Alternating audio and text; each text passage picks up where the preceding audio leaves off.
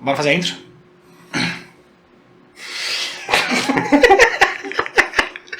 Sim. Canal de Red Pilado, é. Welcome to my Sigma Red Pill channel.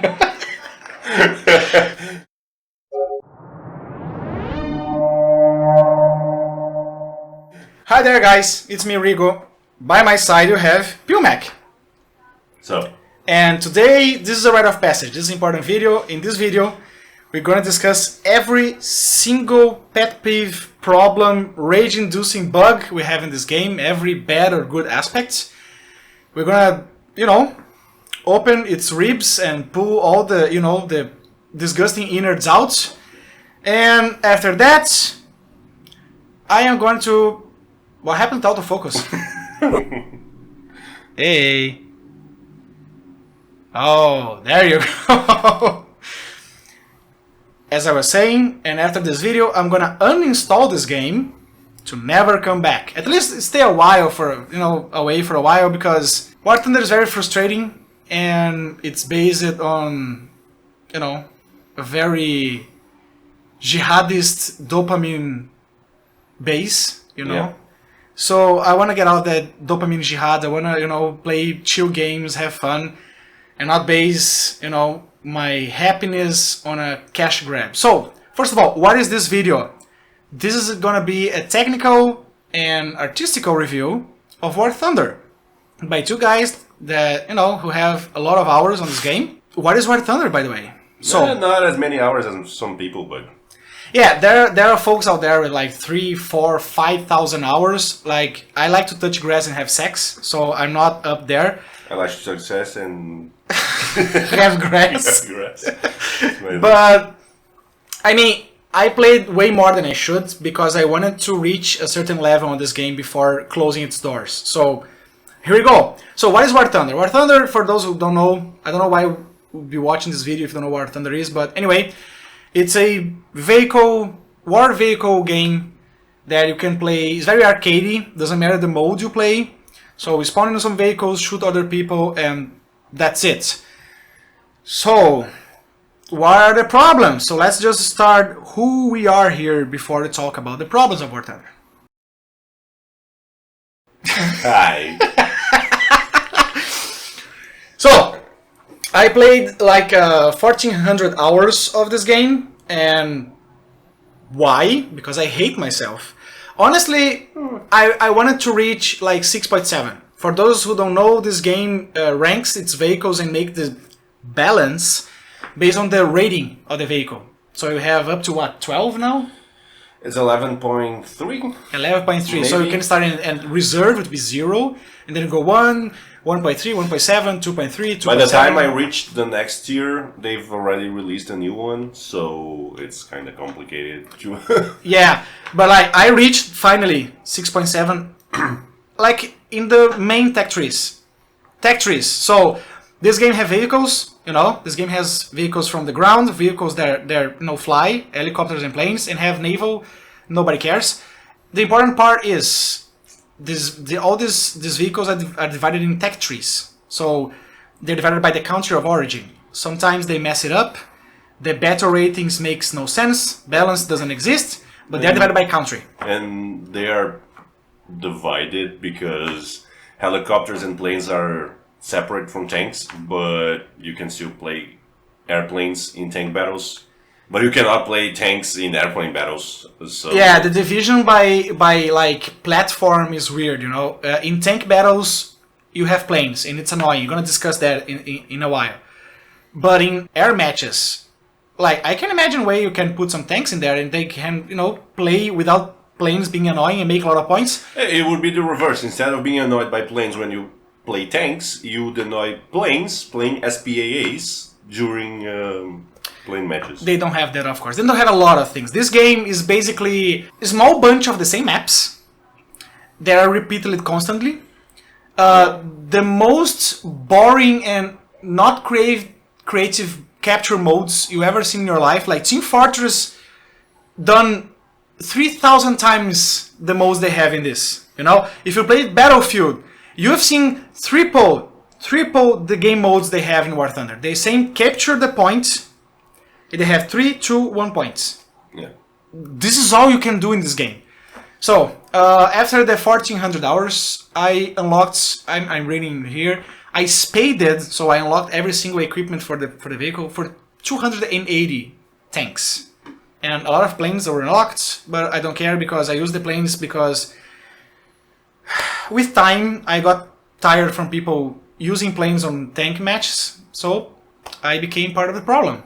And I wanted to, stop playing this, and I wanted to say, okay, if people are doing, I'm gonna stop it. I want to try, see how it is, because if I want to do the review of this, I'm doing right now, I want to have the full experience. So we played free. I had a month of premium. I bought premium. I bought vehicle packs. Is there anything else I can do to pay for it? And battle pass. Oh, thank you. I had 2 battle passes, and so I experienced the free mode, the paid mode, and the kind of paid mode. Battle pass is weird. Battle pass is strange. So this is me, and I played mostly like Russian, US, Germany, and then I went to The big 3. Yeah, the big 3. Everybody plays those. I placed UK and Japanese in Italy a lot. And France, I gave up on 5 or something, 6 point something, because France is just fucking cursed. I hate that country. Like, in this game, out this game, why would people like France? But yeah, I played France. I could not make it to 6.7. It's just torture. So that's me. What's your experience on this game? I have 1100 hours on it. My thing was a bit different. I hard focused Germany because I was a bit of a wearable. Suddenly and brutally realized that the myths about German tanks do not hold up. But I stuck to it. I like the tanks, and my objective was to get up to 11.3 now. Leopard 2A6. I think it's one of the most beautiful tanks out there. I'm a bit of a tank guy, IRL. It's my thing. I watch videos about him. The Chieftain, Solfheim, the Tank Museum, all that sort of thing. I stuck up to higher tiers a bit more than him because you can find your fun. I like playing with tolls. I like doing that shit. But eventually it just kind of burned me out. It's so hard to you get into a match, you go forward with your little tank happily a couple 100 meters, and then you get missiled by a helicopter from the other side of Buffon fucking Egypt, and it gets on your nerves, and repair costs are brutal. You start losing a lot of money. Then you research the tanks, but you don't have the money to buy them. Researching parts is part of the brutal grind of the top tier. Researching parts is a problem, but the biggest one is that I don't have that much of a problem with parts. Actually, I think you can solve that shit by having someone help you, which, by the way, no one does. You can solve that problem, but no one helps you with that. The biggest problem I have is with fire extinguishers. Because holy shit, you don't have a fire extinguisher in your tank. But we're gonna get into that. That's a meme on the community. Everybody knows about it. Everybody asks the developers, stop with that shit. They don't care. I don't understand why. After I bought premium, I kinda got a bit of a distaste in my mouth. Like, I have to purchase. I understand, like, a company needs to make their money and everything, but to have a minimal amount of fun without all the stress in that game, you need to buy premium. Because if not, you get into a match and you kill like 6 tanks, 8 tanks, I don't know, you die 3 times, you lost money. Because without premium, it just doesn't compensate, and even more so if you lose the match. Even worse. So you're depending also on teammates, and I was a German main. You all know what that means. There are two kinds of people in this community. Two kinds. The guys who are nice to you, they're decent, they don't play well. Jerks. I said it. Man, it's one of the communities that I felt like I dislike it the most. You know, people will just be like, evil. yeah. You see the worst on human beings playing War Thunder because people are so desperate on the grind, they will do anything. Teammates will be stupid as fuck, so you're alone. You know, people say have this meme in War Thunder like, teammates are enemies in blue. That's true. Oh, this guy is checking that corner, I'm gonna go this way, you get flanked. It's a group of people playing individually.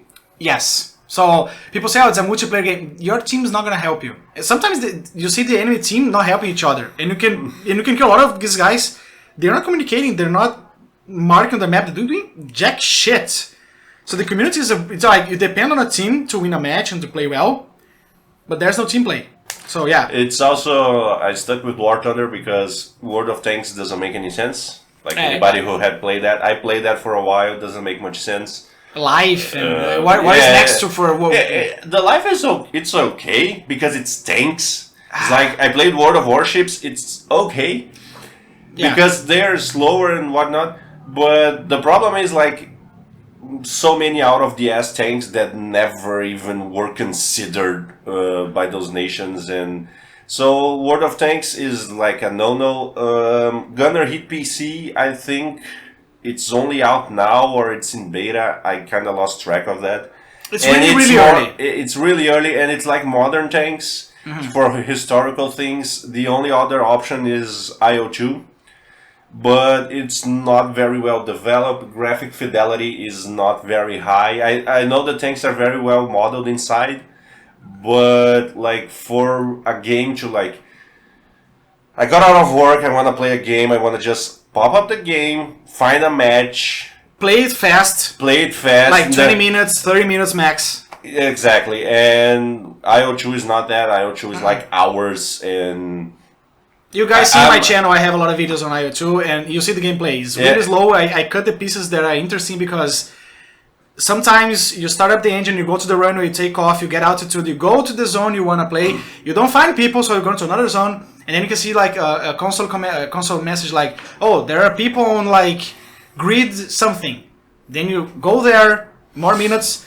Sometimes you're playing for like 45 minutes. You haven't seen anybody. That's IL2. It's very realistic. It's very cool, very nice. It's like the point of the game. I have a video coming about what I like, I don't like on IL2 and how it contrasts to DCS. And DCS is basically the only competition right now for IL2. I have a video on that, but this is War Thunder. So people want sometimes to come from work, have 30 minutes, 15 minutes match, and suddenly you lost or you won. Go for the next one. Do that 3-4 times and close the day. So they don't have time for ultra realistic DCS and IL2. Yeah, like roll 2 hours in a fucking Sturmgeschütz and get decked. And then from the bushes, from the woods out of goddamn, I don't know, Krasinski fields. This is one of the reasons I stopped playing IL2 alone. I played with the squad stopped playing, so suddenly I'm alone again. And what happened is, you don't want to like fly for 45 minutes, then you get jumped, more 45 minutes. That's, man, I'm old. I'm not into games anymore that way to, waste my time so much and not have a lot of fun, It's not compensating, I have other activities, I have other priorities, and, War Thunder does this well. Yeah. But, let's start with the review of this game about what it doesn't do. So, this game has, like, the vehicle, different vehicle modes, so you have ground comes with planes, unfortunately, planes, and naval. And with these three modes, you have like arcade, realist, and simulator. Basically, arcade is it shows when the shells are gonna hit. You don't need to aim. If it's gonna penetrate. It shows where there are the enemies. Engines are boosted. Oh, so everything is fast because real tanks in World War II were really slow. Realist is cool, and simulator is like tries to do simulator and it's where War Thunder shines. It's realist is the goal. It has crossplay. I'm not gonna discuss that because I don't know the details, but crossplay on a simulator game. I don't know if they have aim assist. I know most console games use that. I know it's a problem. It was a problem in Apex Legends because people would play an FPS game with a controller on PC because they had aim assist, which is basically an aim hack if you think about it. I don't know if that happens in War Thunder because they are tanks. They are much slower. There's no need for aim assist, but I could be wrong. I never tried. Maybe I should just check the controller section. Maybe it's gonna say there. And before people accuse us, just you just like consoles. And man, I don't have a problem with consoles. I just think that certain game styles don't match, and certain games are played well with a gamepad, like Breath of the Wild, racing game. That doesn't work mouse keyboard. So yeah, I'm not gonna enter the crossplay thing. But before you get into the technical details, what is the problem with War Thunder? In my opinion, there is no competition, so they can be as greedy as hell. There is no other game that compete with them. You have World of Tanks, and World of Warplanes, and World of War whatever. World of Tanks is not even a comparison. It's like a different style of game. Completely. So they can be really greedy with low effort. And as you can see, we're gonna talk about it. This is gonna be a long video, but they really don't put the energy and man-hour in fixing, making it work, or doing things with quality. Is just make content and monetize, because again, it's a free game. They need to pay their bills. I get it. I know it's a bit of a devil's advocate thing, but I know Spooks don't have talked about it. Some people throw way too much shit at the devs on Twitter and stuff like that, to the point where the guys like literally break down crying. I don't think it's their fault. Like, they receive it's always that old story. The briefcase guy goes there and tell them, look, we need more money this month. Do something, and they program a fucking Swedish tech tree. Yeah. So again, the Swedish tech tree. The Swedish tech tree is actually developed. It's like a thing. It sucks, but it's a thing. But the Israeli tech tree makes no sense in that game. Like, okay, the Merkava is one of my favorite tanks IRL. It's beautiful. That thing is beautiful. But it doesn't make any sense having like an entire tech tree just for like half a dozen tanks. And then they make a lot of variants and a lot of shit, and then you have the M51. The fucking Magaks are basically M48s. So. I foresee a lot of anti-Semitic comments on this video. I'm doing it. But anyway, so how does a free game work if it's free but you said you paid for it? So as I said, you have premium. You just get more XP and more currency. You can buy the packs. So you get a vehicle that is premium vehicle and a little bit of premium currency and premium periods. So you have boosts. And you have battle pass. Battle Pass, it's cool. I think it's a good thing. You got more everything, more rewards, and then you have the events. I really dislike the events. Don't like the events. You really need to be unemployed and alone and play this game. And you ruin other people's experiences because you get like, I don't remember exactly, but you need to do a certain mission with a certain tank. So you get into that, you get into a match with that tank, you go forward. You die, you drop off. Yeah. And your team is like, now you have one less player. So what happens in the end is War Thunder is really old. Where now this guy introduced me to War Thunder. War Thunder is like 10, 12 years old. I mean, this... I don't remember. I remember I started playing War Thunder. It wasn't even on Steam. It was just planes. And then afterwards, I started playing tanks. But I think... I think the King Tiger was the last tier of tanks. There was 6.7, 6.0. And nothing changed basically. War Thunder is still War Thunder. Why? Because there are people there putting money on this company. They don't vote with their wallet. They go on forums, they complain, but... Things changed for the worst. Yeah. Some places, like volumetric. Volumetric is a problem. Badly developed, it could be awesome. So you hit like a fucking optic glass and your shell just like, nope. Not gonna do anything. We're gonna get into technical details right now. So, we just discussed event vehicles. The events really need to play an inhuman amount of hours per day to get the things in the, you know, the schematics, I don't... Yeah, it's weird. You get parts, and the parts we can assemble into the vehicle, then you get a coupon for the vehicle, and then you can exchange, but you get the more advanced vehicles of the event, you gotta get more coupons, and you go to all that work half a dozen times. You know, to get the really OP, because they are OP. They are really OP.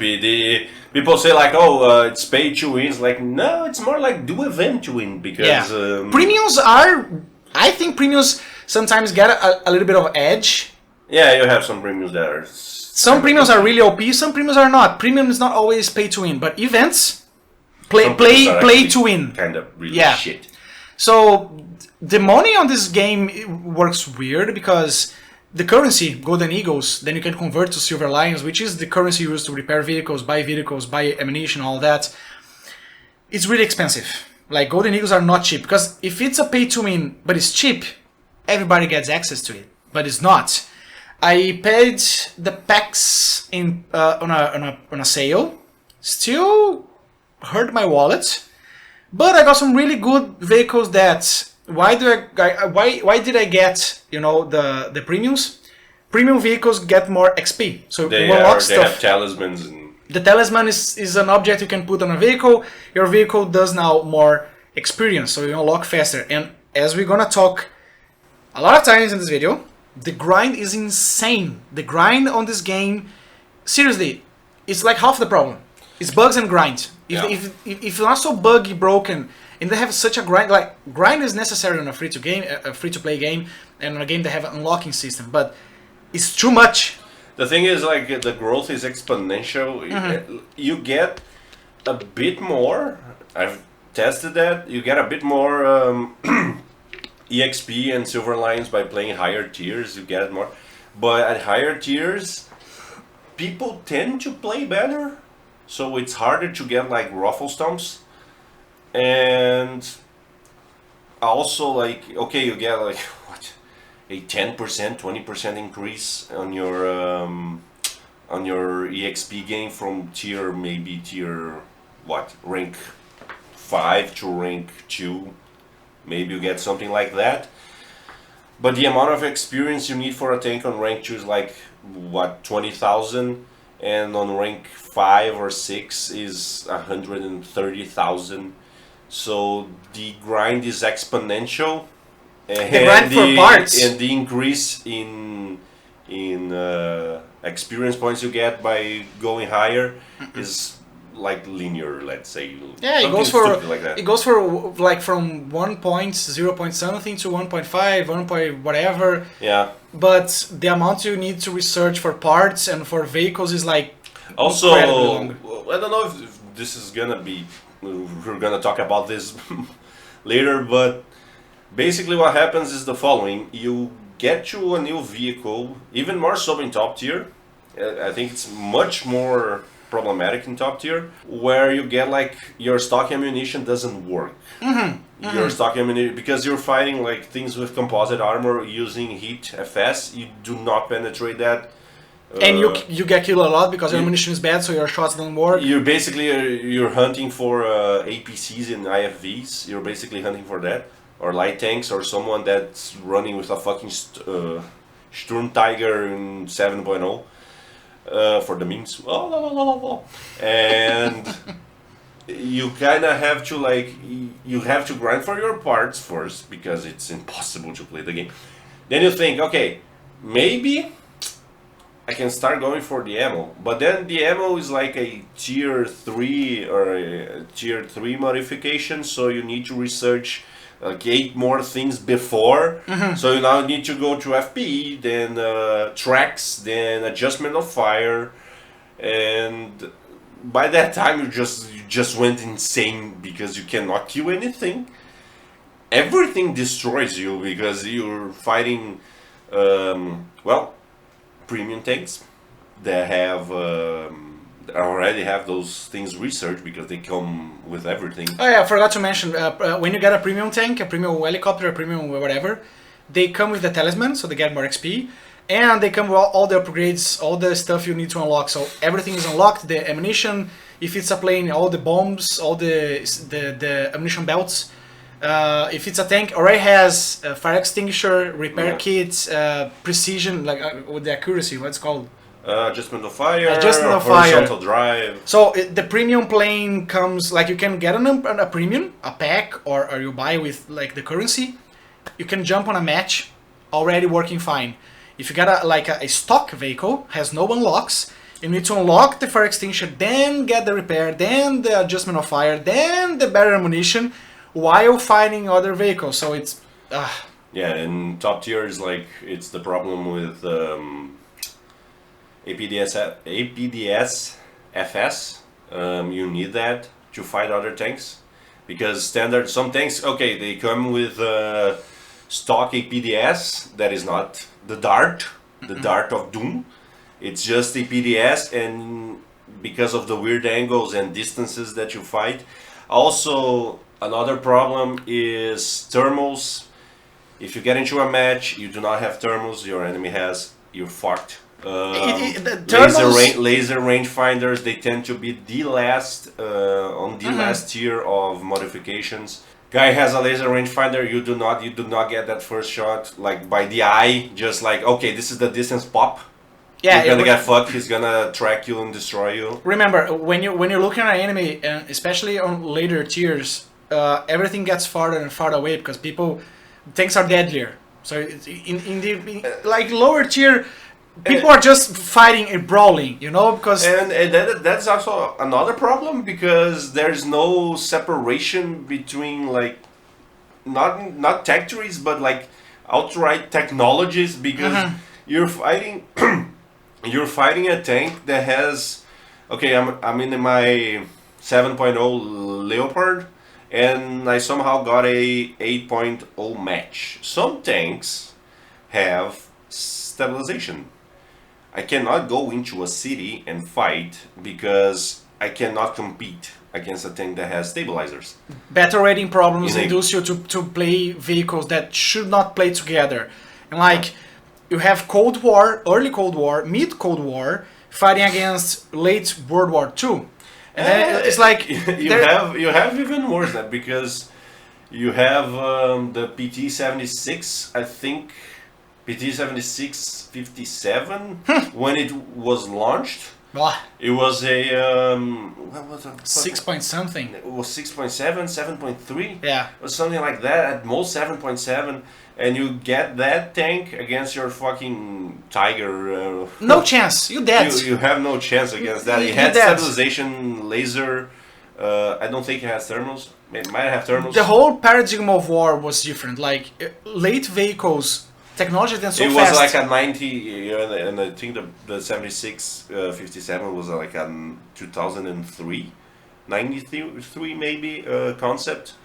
So and not only that, the ASU-57, the R3, the pizza box, the EBR, the EBR when it launched. Oh my God! And then did not launch the 1951, it was the 54, way much stronger. It was absolute cancer. So. They should not separate tech trees by country, but by technology level. Like early and late World War II, I think can fight together because if you get like a fucking Centurion against a Tiger, like it's not a problem. But when you get like Cold War, then you have Heat FS and you have Night Vision. You have vehicles that are smaller than my car, but can kill me. And you have the bush problem. We're gonna talk about that later. Yeah. Does not work. It does not work. You have the grind, you have this technology match, you have the insane grind to get a basic tank working, and then of course, we're talking about tanks because we both like playing tanks in here, you have the cast problem. what is the cast problem? For those who don't know, close air support. When you have vehicles playing close to the ground, assisting ground units. And it's a problem, it's a terrible problem. And I have gameplay, I don't know what gameplay I'm gonna use in the edit here, but I probably have like plain gameplay, and it's OP. Remember, it's a guy on the ground that usually, you can correct me if I'm wrong, there's no like machine gun, some tanks don't have machine gun, some tanks cannot aim high. If they can, it's slow, because a tank is made to fight tanks, you know. A lot of the good part of the team, for a good part of the match, does not have AA, or 1-2 guys. And you are on a thing that flies, very maneuverable, more than a tank. Throw a tank in the air, see how maneuverable it is. It's not. And the guy has bombs, and the guy has rockets, and the helicopters later have like guided missiles. Even the fucking jets have missiles. Man, the jets are fast enough that your AA is not capable of hitting them. And it's the most retarded rock paper scissors you're gonna see in your life, because it's like, okay, I'm gonna spawn an AA, I'm gonna go into my Gepard or my Kugelblitz, and I'm gonna spawn with one of them in the beginning of the match, because I wanna fuck up everyone that spawns in a plane, like straight up. I'm gonna help the team. Nobody spawns in the plane. I think the Gepard and the Kugelblitz are bad examples, because they can kinda do things against light tanks. They're really good. But some AAs like mid game and late game, it's all heavies. Or if you spawn in a goddamn Ocelot, because it's just missiles. You only have missiles. You're gonna do what? And you can be killed by tanks. Not because you chose AA that only plays down. No, another guy will see an AA and think, is a kill. I'm gonna get a kill here for my grind. So and you have the problem. For instance, you have rockets, you have bombs, you have cannons. That open tops are fucked. Even closed ones, if they hit straight up from above. And you have things. I don't know the American ones, but the Germans have the Nords, for instance. So you put a bunch of Nords in a goddamn G91. G91. And you just fly like zoom and pop, pop, pop, pop, pop, and go back to base. For those who know DCS, Frogfoot, you have a Frogfoot DCS, the Frogfoot gameplay far away from the enemy lines, and then you just locking on targets, flying really far away, locking, launching missiles, assuring the missile hits, locking other targets. You know how it goes. You play with the Frogfoot DCS or the A10 or every like DCS module that has, because IL-2 is only like World War II, you have a DCS module that have lock-on weaponry. You know how unfair it is. You're just locking on things, flying level. You don't get like flying the plane. The plane is auto level. And then you just pick targets, drop stuff. Like late planes, they have like prediction of point of impact that needs a lot of engineer work. By the way, I have some videos that I wanna make about like war technology. And prediction of impact of a bomb is like super complex. So this guy has like the marker, like they just put the marker on top of you, release the bomb, and then what you on your Leopard can do against that? Even if you're fucking Ocelot has a bit of a problem. They have like that stupid thing where Gaijin tries to emulate historical failures of project failures, so the Ocelot missile just goes haywire and misses.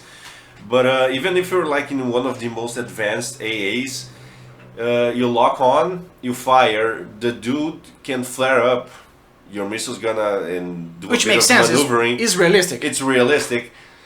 But let me tell you that your fucking truck does not have flares. He's gonna put that missile on top of you, and you're done. And that starts around 6 point something. You may have a World War II vehicle, and some helicopters have television guided missiles. Yeah. So you're like in a Tiger II, you're like in a what? The mouse is not a mouse is but like you have a Tiger II. I've seen this. Like my Russian top tanks are like 7.0, I think, and this guy on a helicopter is like fucking other server. No, this guy is another game. He's playing Battlefield and that shit, and he throws a missile. It takes a while because it's from his base, and he hits a guy. I look from the direction of the helicopter. It is like I have a new like GPU right now. That guy is a single pixel. Even if you have an AA, he has a pretty big screen as well. So I have a nice screen in front of you. It's like a 27 inches here. There's no way. That's what she said. Man, there is no chance your AA, your heavy tank, your light tank, your whatever, your tow launcher can hit this guy. You can. Some like I think the Puma may have. It depends on the missile as well. They have like laser warning system, so you can smoke up and try to dodge. That is possible, but it's a lot of hassle, and you have to research that laser. Yeah. So let's change a little bit of the topic. One thing that grinds my gears in this game is vehicle inconsistency. Like, let's just forget about the technical problems of volumetric.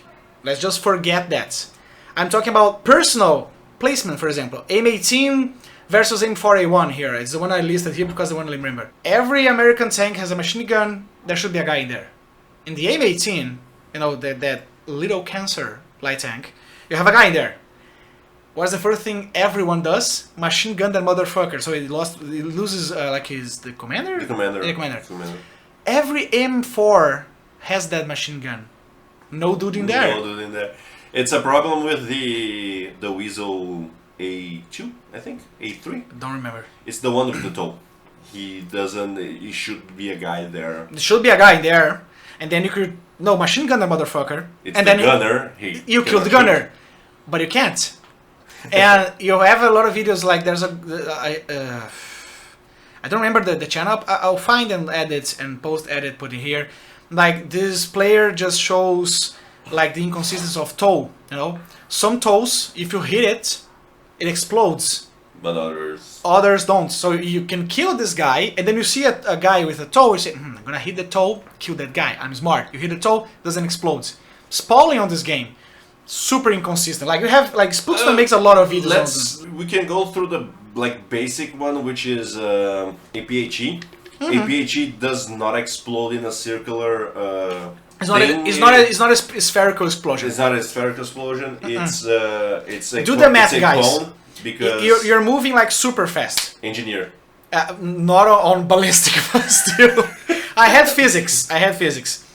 This shell is going 1,000 meters per second. Just I know it doesn't, but just go with me. Explosion goes like 500 meters.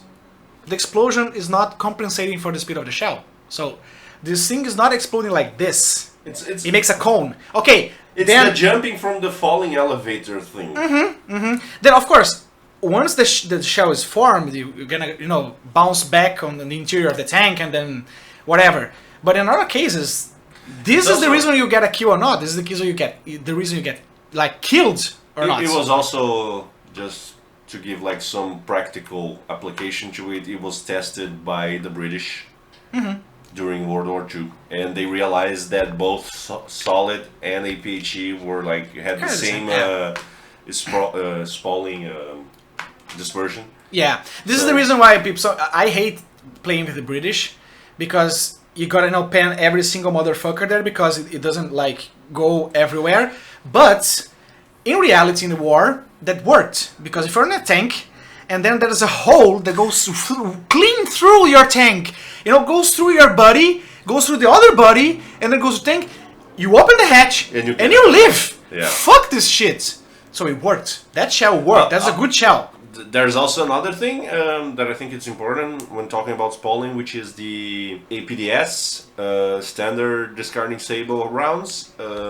They do nothing. It's like he said, the solid shots like British and the French have can sometimes put in some work, but APDS is literally that. You kill a guy, you kill another guy, you kill another guy. You're throwing a really angry pen at that dude. Yeah. And when you change to APDS FS, the spalling is just fucking insane. Like, shit is coming out of the tank, and I don't understand how they came to that conclusion. I don't know the physics there. Balance, again, we're going to discuss balance throughout this whole video. Balance is all over the place. And it's one of the other problems, also tested in practical terms. Also realized that it makes a lot of fucking damage when you get shot by one of those. Also, it makes a hole in your tank. You shouldn't stay there. I understand it's okay. It's a game, and if you get like one shot, it's not fun. If you got, in reality, like when they fought fucking what was it? I think Yak Panthers. There was a fight between like Churchills and Yak Panthers. The Churchills shot in one of the Yak Panthers' tracks. That got the crew out. They abandoned the tank, set it on fire, and got it out and went out because you know. And in game, you know, the Churchill cannot hit like my Ford Focus 2004. Is not gonna pan. That tank is trash. Thanks. But you're gonna incapacitate that tank, so the crew bails. That's a victory. That's a victory. That's air victories work the same. If you make the guy bail from the plane, you won. You don't need to pepper the motherfucker out, blow all the fucking surfaces. You need the guy to get out of war. That's a victory. Then again, it's a game. It's a game. If someone shot my track and my tank like, okay, bye, go back to the main menu, that would be annoying. But just some examples of things that weren't really well analyzed when they were implemented. So, yeah.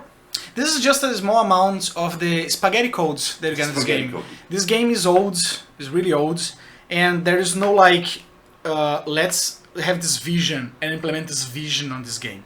We have this mission to achieve. No, they are making, the devs are doing their best to pay their bills. Again, nothing against the devs. The management and the shareholders are one responsible for this choice. So they don't have like this clear vision. They're just you know, putting out fires, and then the next update come and the new bugs, and the community is angry, and they're fixing. They're building the Burj Khalifa on top of like wood scaffolding. I don't. That's a good example. This game is very inconsistent and results in a lot of frustration. If you see like I use that analogy because if you look at it, the game is beautiful. Yeah, it looks nice. The physics when they work. They're awesome. I think one of the only things that are probably lacking are like wind physics, but that would be messy. Yeah, that would be messy. That'd be that'd be fucking. But if you look like deep down, the game is still like the same 2011. You know, beta code or something. It's a fucking mess. We're making this video have so much hours, so many hours. It's a countable noun, Exactly. so therefore use many. I'm not fluent, by the way, but we have all those hours on this game because it had a lot of potential and it can be fun. Problem is, 15% of the time is fun. The rest is frustration. Is grind, is you get gaijin, because the physics just fucked you up. Sometimes people say gaijin and they messed up. Most of the time, volumetric and the physics, ground physics, air physics, collision physics, they're just spaghetti codes. And then you think like, you shoot a guy, I think, this I know for a fact should penetrate, it doesn't. You're looking at the screen, now you have to roll the shell, you get killed. You're gonna climb on a place. I'm gonna talk about like the specific technical problems in a minute. I know this video is getting long as hell, but it's inconsistent as fuck. Like I talk about the crew, right? And why do you have crew experience if your crew gets killed? How do you learn that? Seriously, you have to like this MMO structure. You have like to gain skill and upgrade. It's another problem because the crew skill points, they are a percentage of your vehicle experience that you earn. So if you don't have premium, they are very slow, and some of them are kinda vital. I know weapon reloading is pretty necessary because you and your guy, traded shots. You both miss. The guy who reloads next has like a huge advantage. So reload time is really delicate. Yeah, so if you have like a second more reload time, you got it. You got it.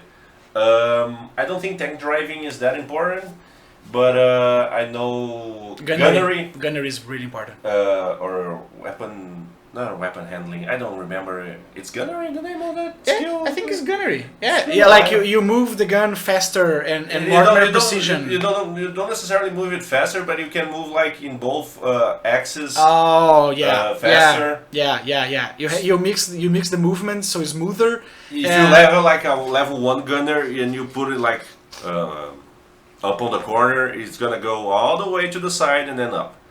And if you have like a level 5 gunner with like ace and a top tank commander that improves skills, like it doesn't go straight to the thing, but he shortens it a lot. So yeah, this cruise Q is very necessary, and to me is one of those mechanics that, like, it's not compatible with the game.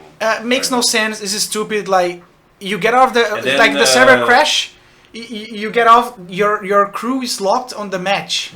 And then no, I think it's what makes it kind of worse is that you get your crew up, and then you need to have them up a certain level so you can like elite them. I don't remember. It's two levels. You can elite them, and then you can ace them, something like that. And then ace it costs a lot, and then ace is plus 5 levels to each thing, and the other one is plus 3. And you kind of have to do that to get, to be competitive. So yeah, and like to me, the whole crew thing trash. I mean that doesn't work. And you get out, like the server crashes, which they do a lot. They misbehave a lot. You lost your crew. The crew is locked. You have to wait like 5 to 10 minutes to play again. The match is trash. Like we're gonna talk about matchmaking. It's trash. You say, fuck this, I'm not going to stay in a frustrating match, I'm going to leave. And then you get crew locked. Crew locked, you cannot I play understand that if it was just free to leave, it would be a problem because people get like... If they didn't give us bad matches, we wouldn't leave. Yeah, there's saying. Like this, that it's a bit of two-pronged attack on my opinion. But if you just let people leave without any sort of punishment, it will be the event problem. Yeah, sure. And then you have like the match spawn. You are in this game, and to me, they should mix survival simulator with realistic. Like you have one tank. I know people will be like, oh, 2 or 3. The 3 right now that works, it's weird to me. You get on a match, and you go. Why can I use the same tank? You unlock the tank, like in real life, you get a tank for like a whole battalion. If you're Russian top tier, you're using the same tank multiple times, but that's not what he's talking about. Yeah, I'm saying like, oh, you cannot use the M4, like use AA, but why can I use it again? Oh, you can have like a backup. A backup. You got to pay for that. To me, again, you can technically pay in what's the name of the thing? A war bond, not war bond. The little... Oh yeah, there was something that it's you can another get more, currency. But again, another currency they have to work to get. And you can only buy a limited amount, and it's like a month until you can buy it again, or you have to do like a bunch of missions that sometimes are not very easy to unlock the next level of that shop, the war bond shop, so you can buy more backups. So it's a... To me, it feels like a Korean RPG thing, which is like a bunch of fucking menus. And this is one of the things that I really hate about War Thunder. It's so dense. It took me like more than 1,000 hours to learn that the Warbond shop you can get planes for free. All you gotta do is do the challenges, the 15, and then you accumulate this you only learned that because of the Battle Pass. I learned that because of the Battle Pass. You're right. So it's like, it's a whole lot of mechanics, and this is not like an MMORPG. This is vehicles go brrr. What? And then like this whole thing, you cannot use the same tank. To me is bullshit. The crew thing is bullshit. I dislike, and Nukes made it worse, but I dislike spawn points. I dislike the idea of spawn points. I don't think it should be like World of Tanks. World of Tanks, it works being a single tank. I think the best that War Thunder does is actually an arcade with the 3 fixed spawns. And you cannot spawn with the same tank, dude. You still cannot spawn the same thing, but the same thing. But to me, something along Battlefield would do like wonders. Oh, you have this one tank, Spawn a lot of times, I don't care. But every time you spawn, you deplete the team's tickets. If you're trash, you're draining the team. But you unlock that vehicle. You cannot use everything again. Everything again is to monetize. Yeah, and it's also because the game, it's like one problem kind of pulls on another, because the game is frustrating, so people don't give a shit about their team. So if you did like this method is actually pretty good. But if you did this method, I personally, like, I try to help the team the best I can. I capture points, I help repair, I help firefight, or fight fire. And whenever the fucking fire extinguisher works. Yeah. And I do my best with that. But it's a frustrating game. And if I bought a tank and I died because my team is trash, or I am trash, because it also happens, I would fucking waste those tickets. I don't give a shit. Like, but I mean, that's part of the gameplay.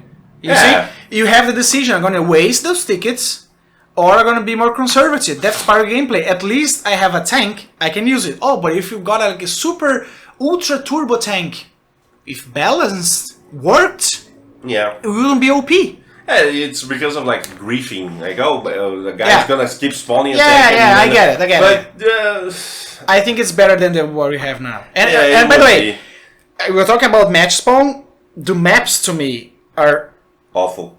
Oh my god! The spawn protection, the maps, the map rotation, the map balance. Who designed those maps? Okay, look. I think you should spawn outside of the map. Yeah, totally. You should spawn outside of the map and totally come into the map with the goddamn things. You may increase like 2 more minutes. You may waste 2 more minutes of your life doing that. But spawn protection is really short. And it's stupid. Yeah, you have planes. You can see inside the spawn zone. It doesn't work. You have planes. Maps do not lend themselves well for people who are like in a corner. You have the entire team around you. That's why some guilds, I call them guilds, some groups, like, they forbid spawn camping. Mm-hmm. They have like strict spawn camping policies. Some do, like some others don't care. Yeah, usually what makes me mad is like people are so crazy on the grind. They're so desperate. They do. I try not to, unless the team lost everything. Then I have nothing else to do. But like if I have a point, I can go capture. I'm not going to spawn camping. Like I have something to do on the match. I'm not going to be a jerk, because what happens? People become zombies on this game. They want to grind so bad. They are going wherever they should. They are doing whatever they need to get the grinds. And in killing tanks is the only really profitable. Like you can capture points. You can help firefight. You can help repair. Doesn't give you points. Repair and firefight, and then repair and firefight do not give points. Scouting and assist give very little. Yeah. Capturing points are okay, but not enough. Because it's 1 point. Maybe you're gonna capture 1 point and that's it. And I mean, this is capture the point game mode. Yeah. The only mode there is. The only place where you're gonna get money and experience points is killing other tanks. And to me, like the worst is like what Battlefield kinda fixed.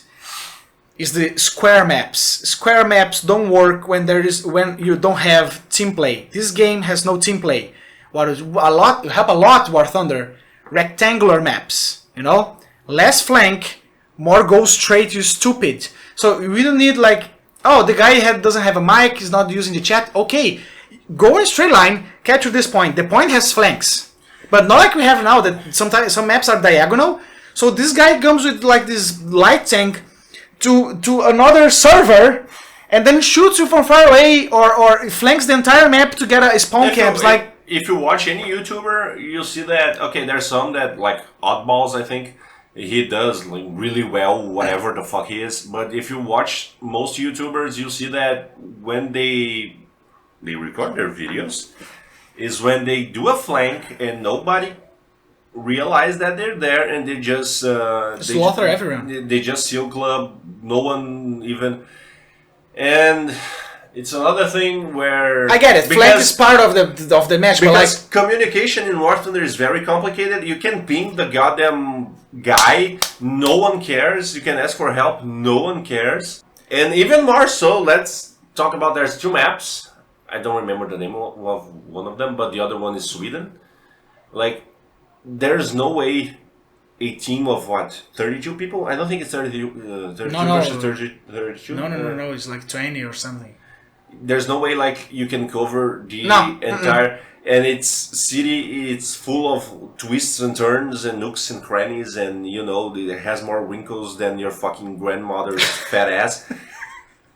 There's no way somebody can cover that. All of that. Cover the flanks is part of the gameplay. It's not. The maps are really big actually, and they have a lot of visual pollution. And also, you can cover the flank and no one shows up. Yeah, of course. You just wasted 30 minutes. You wasted 30 minutes. You didn't grind. So again, do you have an option? And again, this game relies a lot of visual pollution. It's like there's so much stuff. Have you seen war zones? It's clean. Because explosions clean the place. Sure, if you're gonna talk about like explosions in the middle of fucking Iraq, which is just dust and sand, it's one thing. But your cities get clean. The buildings that you don't have chairs and you know like umbrellas and you like this. They put a lot of trash in there to make you frustrated. Advance on the Rhine, which has or Berlin, I think it's Berlin, which has a lot of buildings destroyed. That thing is a goddamn mess to find the target. And I understand that you need visual pollution because the game requires target identification to be a bit harder because it's a one-shot, one-kill thing. But they kind of exaggerate in some areas, like, okay, you have the smoke grenade, the smoke curtain, smoke trail from some tanks, then someone throws artillery. It takes so much time for the dust to settle down. I don't know if that's realistic. I've never seen artillery strikes. I'm really happy for that. And not living in Ukraine right now. Thankfully. Stay strong, Ukraine population. Aha! Thankfully. And it took me a while. And I even sometimes like, because artillery in that game is like, it's a useless, weird thing you use to kill like open tops, and maybe you get a lucky hit on a tank, which is so fucking bullshit. Light tanks suffer a lot from that. But even if you're in a heavy tank like an IS and you get like a hit from artillery from the top, you get destroyed, which is shit because there is no counterplay to that. So I mostly use artillery as a cover. When it starts blowing up, I move. And which is another thing that should be completely removed. Artillery? Removed. Yeah. It's one of my things. Remove fucking artillery. I don't see much people complaining about this. Might be just me. Remove that shit. Remove artillery. It's like it's a cooldown, which is stupid. Not only that. It has the weird thing where like the farther away from your tank, the bigger it gets. You're not shooting for a tank, you realize that. Like, artillery comes from another place. The precision is about the artillery team, there's no skill, no... You pinpoint the location, it's like there, and then they shoot. Yeah, basically that. And it works with infantry games. Rising Storm, I suck on Rising Storm titties, because that game was like GOAT, until they messed it up. But it's an infantry game. Artillery is like nightmare. If you're on foot, it's nightmare. It's nightmare. For tanks, you don't waste artillery on tanks unless it's super light, they're open top, they're trucks. The fucking Ukrainians are doing right now with like high precision artillery. Which is not what we're talking about right now. Which is not what we're talking about right now. It's just, maybe the idea there was like, okay, there's a fucking Nashorn out there somewhere. I think it's around this part. But even then, it doesn't make much sense doing that because the Nashorn or whatever, the SU-122 or they are tank destroyers. That's their function. You're like taking their function away from them. Gitchy Gucci. To give like players a button to press. Yeah. Oh, I cannot counter that guy. He's doing what he should be doing. Find a way. The problem with modern games, Battlefield start dying. I foresaw Battlefield's death back in Battlefield 4. I played Battlefield 1 like 1942. Yeah, that was a really good game. Yeah. But the one thing is, everything should be accessible. You know, accessibility. They were not on the diversity thing yet, but they were on accessibility. Everybody should counterplay everything. No. Essa parte vai ser cortada. I am not putting that out. Man, there shouldn't be a counterplay to anything. A sniper is strong from a distance, because that's what they should do. In a war, you want to win. So a guy is a heavy machine gun, he's laying suppression. You shouldn't have a counterplay to suppression. What? The counterplay for a sniper. Man, reposition. Get the fuck out. Find cover. Oh, but then every single class can throw a drone and like have like the drone. Every class had a robot or drone. Like it was trash. No, I'm talking about Battlefield. Not War Thunder. They have a drone. Then support has a drone. Then recon, which is sniper, has drone. Then the medics. I remember they mixed the medic and assault team from Battlefield 2. So this guy had like grenade launchers, assault rifles, which are like the standard good gun, you know, point and click basically, and medikits. They were the meta of the game. Then everybody was angry, so everybody had drones now. And then like everybody can like you had these all class weapons like carbines and shotguns.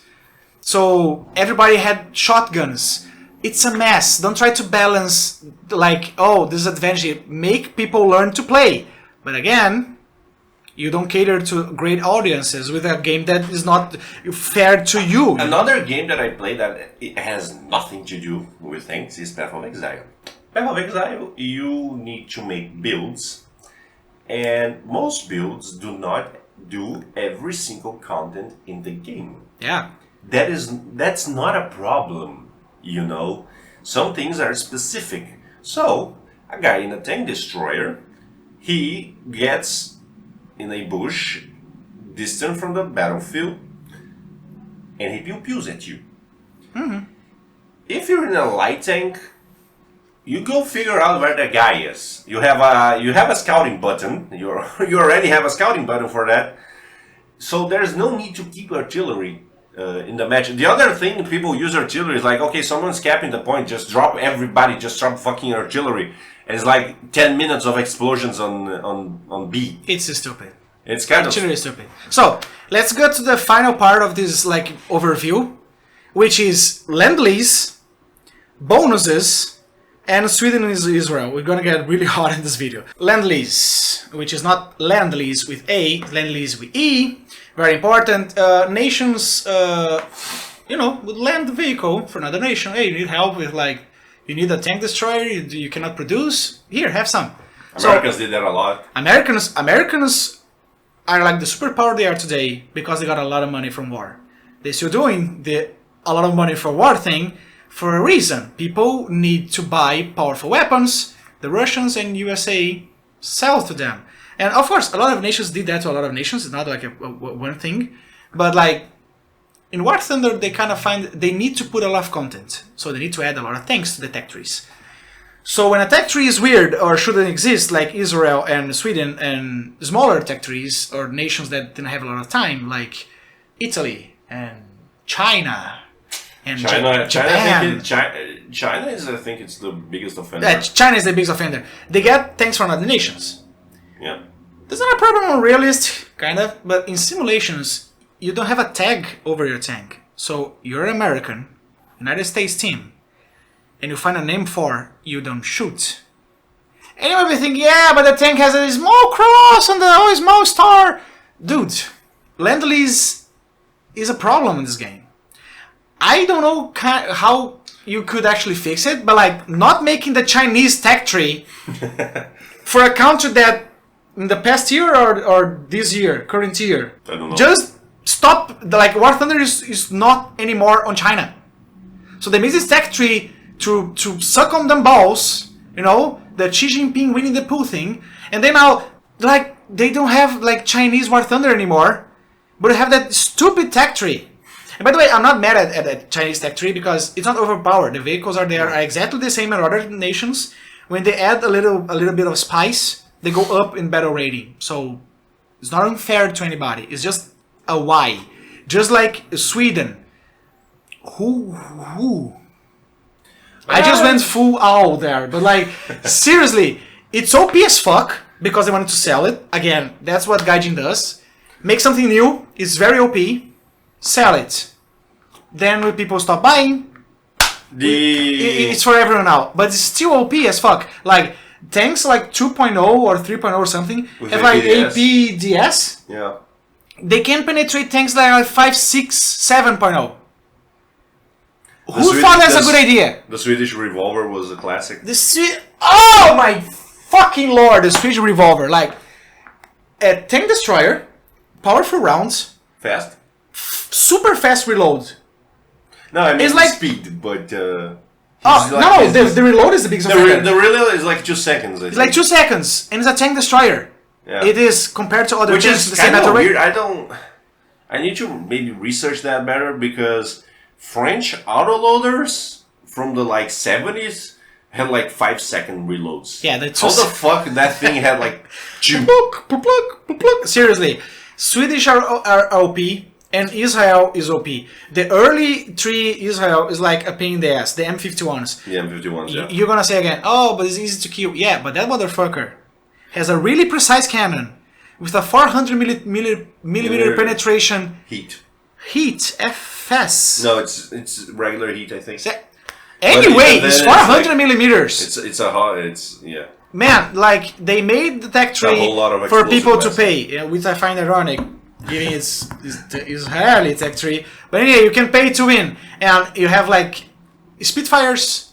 You have they have the AML, the French one. So it's all the Grimly vehicles on a tech tree. Who asked for that? Seriously, if you're a guy that wanted the Israel tech tree, don't bother coming in the comments. I don't understand because like the Merkava, I think 2B, the Merkava 2B or not 2B, it was on the American tech tree. It was premium on the American tech tree. And getting back on lend-lease, like all vehicles that are lend-lease are premium. So there was clearly an intention there. So I can play I think it's the Americans. Like, I want to play Americans. Oh, I'm getting demolished by Panthers. I'm gonna buy the fucking, what's that, like, the Panther Dolphin thing. Or the Russians. I'm getting demolished.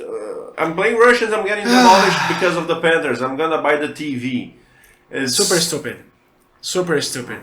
And the last topic on, like, gameplay-wise, bonus.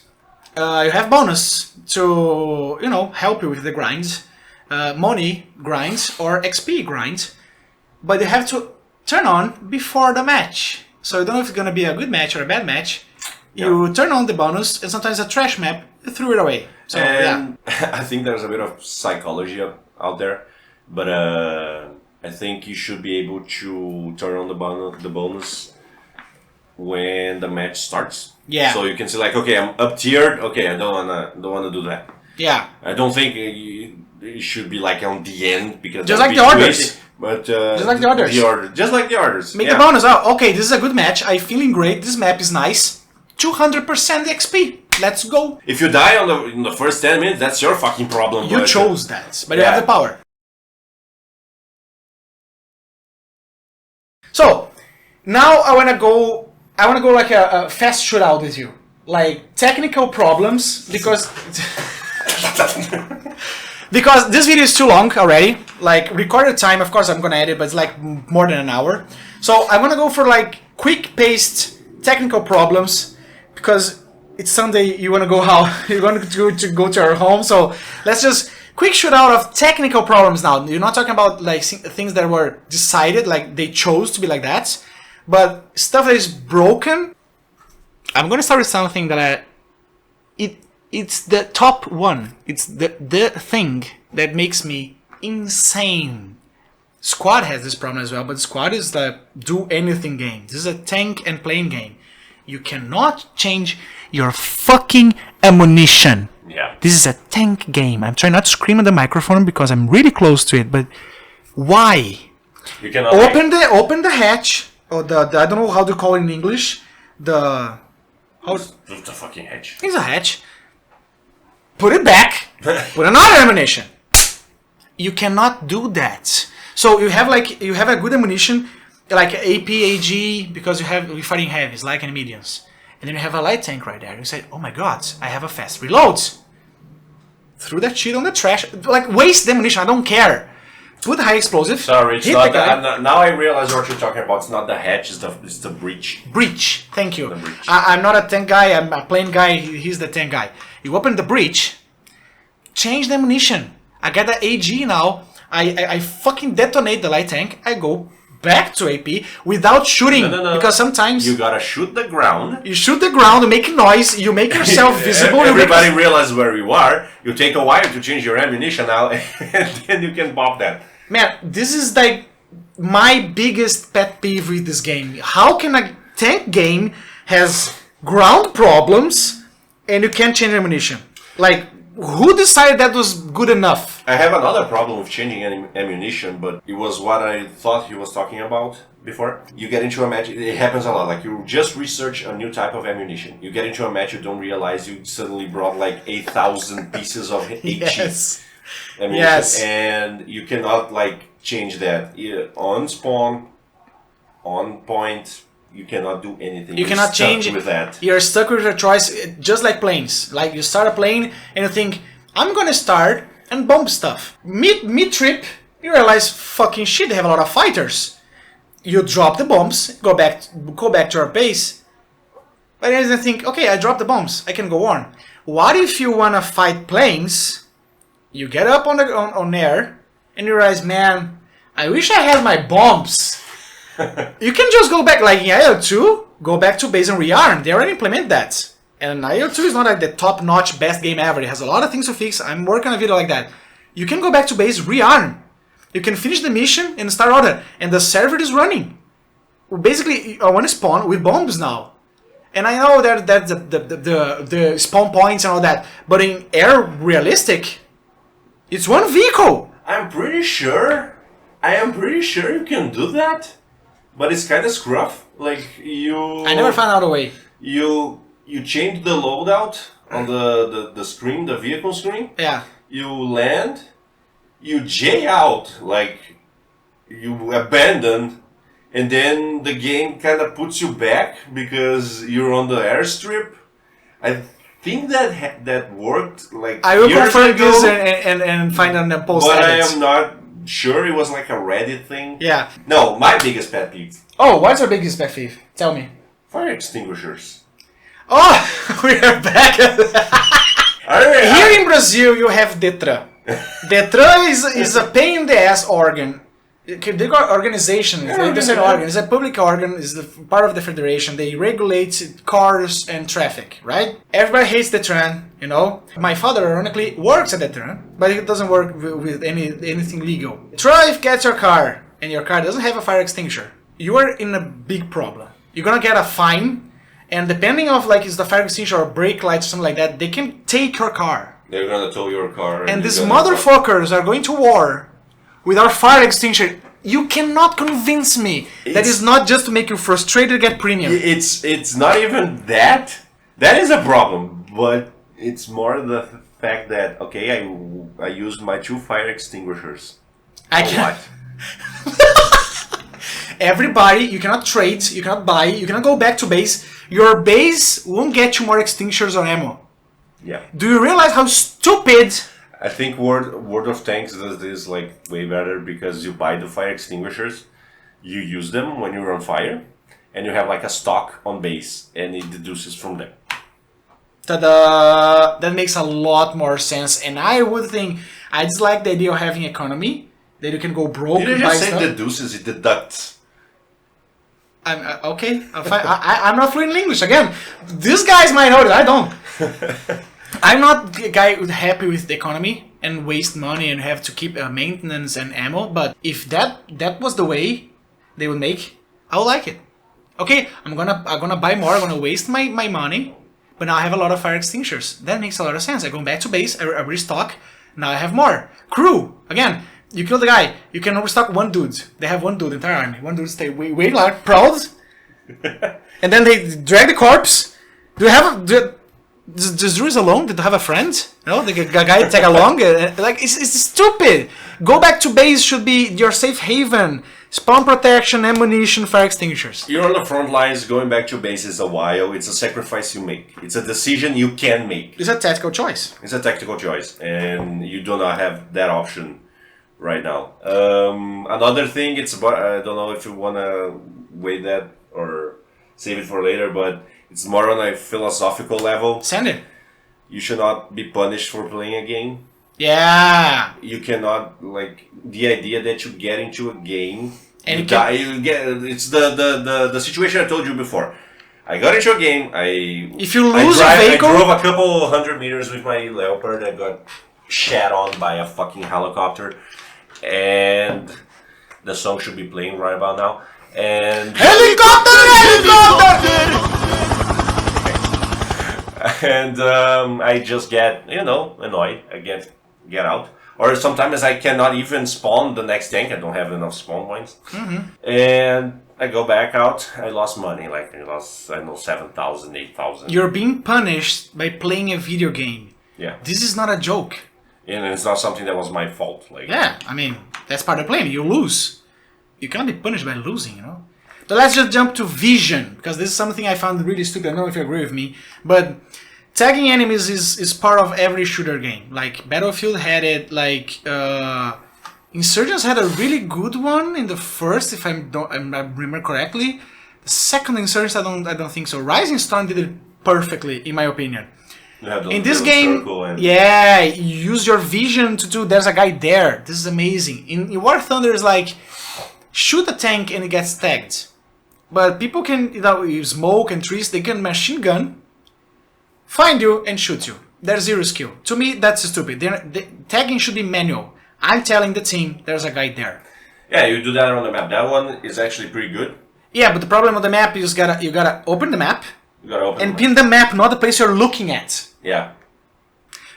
It works for... Chinese like a fucking course on map navigation to understand, like, yeah. Okay, I shot that guy on that hill. Is that hill here? This one on the map? It's stupid. It works for CAS. It works for CAS. CAS, there's a narrow telling there's a guy here. I play CAS sometimes and it's there. That all works, but for my crewmates, people that are in tanks, doesn't work. So the machine scouting and tagging broken, I don't know. Inconsistency is a problem. There is like blowout panels. The volumetric, how penetration works is a mystery. It's like trying to penetrate your mom. Very mature joke. Let's go. Seriously. Blowout panels, I know they work on the M1A1 Abrams, but I don't think they work in all tanks. That should work. Volumetric is a pain in the ass. You can see Spookstone, you can see Oddballs. Every great big player on YouTube, on Twitch, they know you get Gaijin so much shots that should kill, Spall that should, devastate something, don't do anything.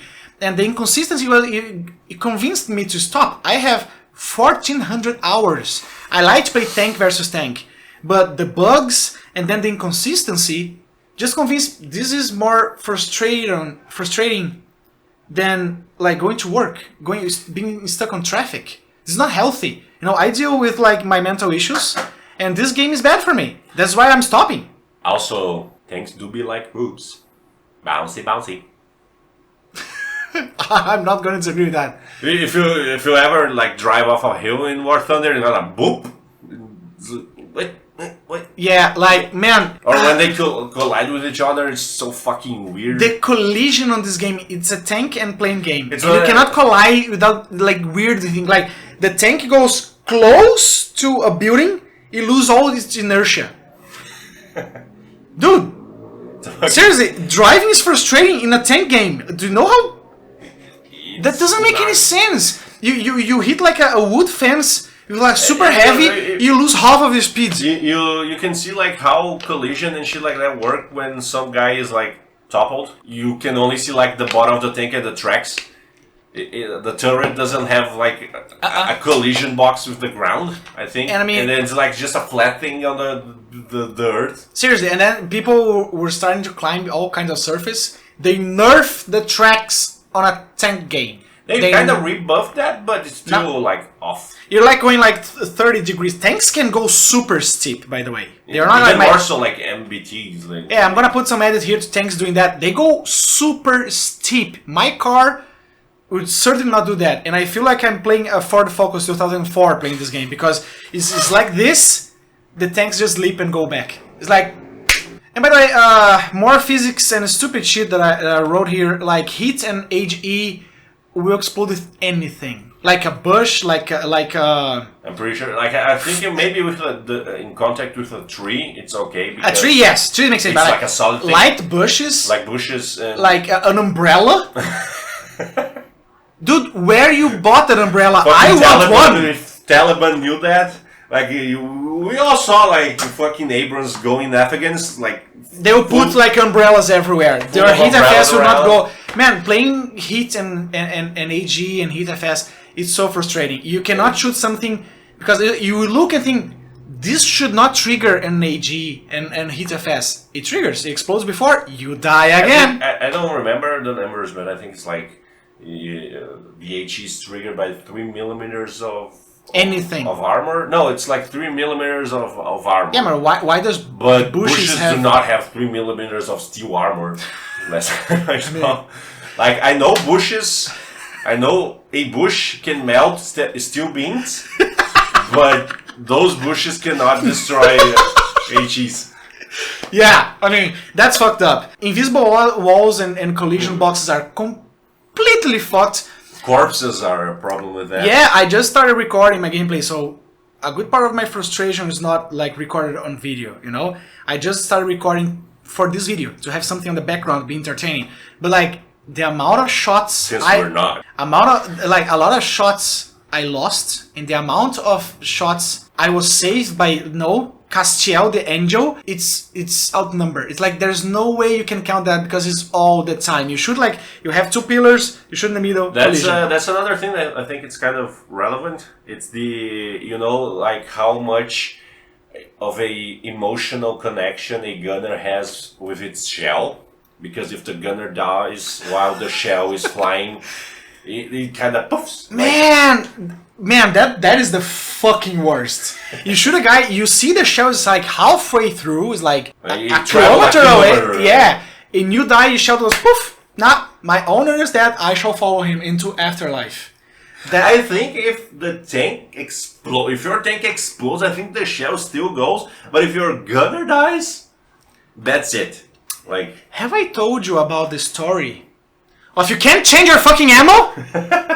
Seriously, that will come back over and over. That to me is the worst. Map destruction, visual pollution, trees and bushes, civil items. You have benches and posts, and it's like we discussed that already. There's no game modes. There's capture the point 3, 2, 1 point. 2 points is cancer. It's pure 2 points AIDS. Is cancer. It's basically annihilation matches because you have to. You have a point. What the fuck? You have a point where your points are already captured. You have one. Your enemy. The enemy people just hold back. Snipe. Has one, and it's just a massive grind of tanks going at each other. I'm not gonna lie. It can be one of the most fun things because it's a fucking deathmatch. Mm-hmm. But when it's a large map, you might as well kill yourself. Like early Cold War and World War II should be small and medium tops. And then Cold War should get some like larger maps. Like World War II things are slow. And then there's the problem that where it's okay. There's a counterpoint to that, but if it's a single point and you run out of ammo, but you should bring more ammo. But maybe I'll get fucking ammo racked by anyone because I'm a walking barrel of powder. Yeah, it's not very optimal because you cannot restock in your base where you spawn. If you could do that, like 1 point maybe would be Okay. And also 1 point and 3 point, they have the thing where a guy in a light tank goes there, caps, J's out, Plane.